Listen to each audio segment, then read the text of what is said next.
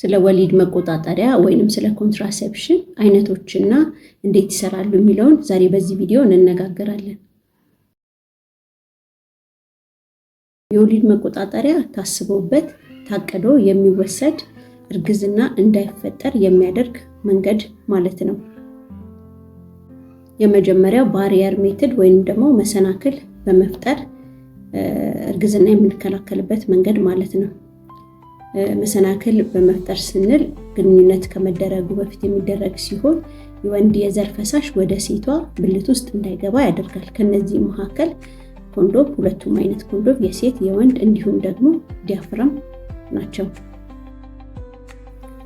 ሁለተኛው አይነት ደግሞ ቶሎ ቶሎ የሚወሰድ ልክ እንደ 28 ቀኑ ፒልስ በየቀኑ የሚወሰድ ምክንያቱም ኢፌክቲቭነሳቸው ለ24 ሰዓት ብቻ ስለሆነ በየቀኑ ታውሶ የሚወሰድ ማለት ነው። ይህንንም በሁለት አይነት መንገድ እናየዋለን። የተቀላቀለ ወይም ደግሞ ያልተቀላቀለ ብለን እንከፍለዋለን። የተቀላቀለ ስንል ኤስትሮጅን እና ፕሮጀስትሮን ያለው ማለት ነው። የሚሰሩበትን መንገድ ደግሞ ስንመለከት በሁለት አይነት መንገድ ነው። የመጀመሪያው የማህፀን ፈሳሽን ወይንም ደግሞ ሰርቫይካል ሚከስን ቲክ በማድረግ የወንድ የዘር ፈሳሽ ወደ ውስጥ ዘልቆ እንዳይገባና እርግዝና እንዳይፈጠር ያደርጋል። ሁለተኛው መንገድ ደግሞ ኦቭዩሌሽን እንዳይኖር ያደርጋል። ስለዚህ ይሄ ፒል በየቀኑ ጧት ታውሶ መወሰድ አለበት። ምክንያቱም እርግዝና የመከላከል መጠኑ ስንመለከት 91% ስለሆነ። ሶስተኛው አይነት ደግሞ ኢምፕላንት ማለት በክንድ ውስጥ የሚቀበር ማለት ነው። የሚሰራበትን መንገድ ደግሞ ስንመለከት የመጀመሪያው የማህፀን ፈሳሽ ወይንም ደግሞ ሰርቫይካል ሚከስ ቲክ በማድረግ የወንድ የዘር ፈሳሽ ወደ ውስጥ ዘልቆ እንዳይገባ እና እርግዝና እንዳይፈጠር ያደርጋል። ሁለተኛው መንገድ ደግሞ ኦቭዩሌሽን ይቀንሳል። ስለዚህ የወር አበባ መጠን ይቀንሳል ወይም ይዛባል ማለት ነው።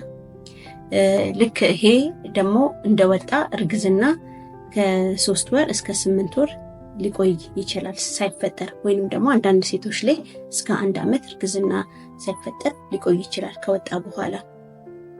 አራተኛው አይነት አዩዲ ኢንትራዩትራይን ዲቫይስ ወይንም ደግሞ በማህፀን ውስጥ የሚቀበር ሲሆን ሁለት አይነት መንገድ አለው።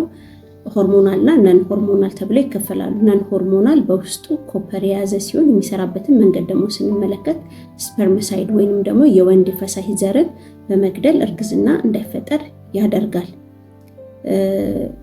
ሆርሞናል ስላልሆኑ እንደገቡ ኢፌክቲቭ ናቸው፣ እንደወጡም ደግሞ ቶሎ እርግዝና ይፈጠራል። የጎንዮሽ ጉዳቱን ግን ስንመለከት በወር አበባ ጊዜ ክራምፕ አፕ ወይንም ደግሞ ሚኒስትሪያል ክራምፕ የሆድ ቁርጠት እንዲኖር ያደርጋል። እንደገቡ ሰሞን ደግሞ የወር አበባ መብዛት ያስከትላል። ሆርሞናሉን ደግሞ ስንመለከት በውስጡ ፕሮጀስትሪን የሚባል ሆርሞን አለው።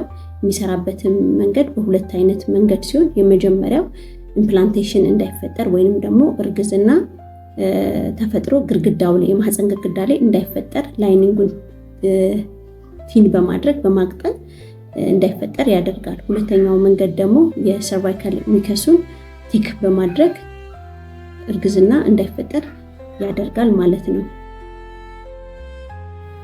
ያልታከመ ሴክሹዋል ትራንስሚትድ ዲዚዝ ያላቸው ልክ እንደ ጎኖሪያ፣ ሲፊሊስ ያላቸው፣ ሁለተኛው ሰርቫይካል ካንሰር ወይንም የማህፀን በር ጫፍ ካንሰር ያላቸው እርጉዝ ሴቶች፣ ያልታወቀ የመድማት ችግር ያለባቸው።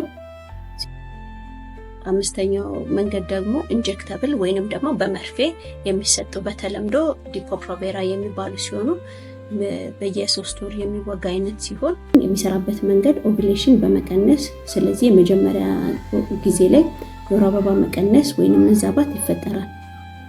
ሴቶች መወጋት ካቆሙ በኋላ እርግዝና ከ8 ወር እስከ 1 ዓመት ላይፈጠር ይችላል። አንዳንድ ሴቶች ላይ ደግሞ እስከ 18 ወር ድረስ ሊቆይ ይችላል። ይህም የሆነበት ምክንያት የሆርሞኑ በሚቀመጠው ፋት ቲሹ ላይ ረጅም ጊዜ የመቀመጥ ፕሮባቢሊቲ ስላለው እርግዝና ቶሎ እንዳይፈጠር ያደርጋል። የመጨረሻ ኢመርጀንሲ ኮንትራሴፕቲቭ፣ ይሄ ደግሞ ድንገተኛ የሆነ የግብረ ስጋ ግንኙነት ከተደረገ በኋላ የሚወሰድ ፒል ሲሆን የሚወሰደውም በ72 ሰዓታት ውስጥ መሆን አለበት። ያ ማለት እስከ 72 ሰዓት መጠበቅ ሳይሆን ግንኙነት እንደተደረገ ወዲያው ቢወሰድ የተሻለ ነው። ምክንያቱም እርግዝናን 100% ስለማይከላከል የመከላከል መጠኑ ስንመለከት ወደ 87% አካባቢ ስለሆነ ወዲያው ቢወሰድ የተሻለ ይሆናል ማለት ነው። በስተመጨረሻ ኮንዶምን ስንመለከት ሁለቱንም ነገር ይከላከላል። የመጀመሪያው እርግዝና፣ ሁለተኛው ደግሞ በግንኙነት የሚተላለፉ በሽታዎችን እንደ ጎኖሪያ፣ ሲፊሊስ፣ HIV ሊከላከል ይችላል።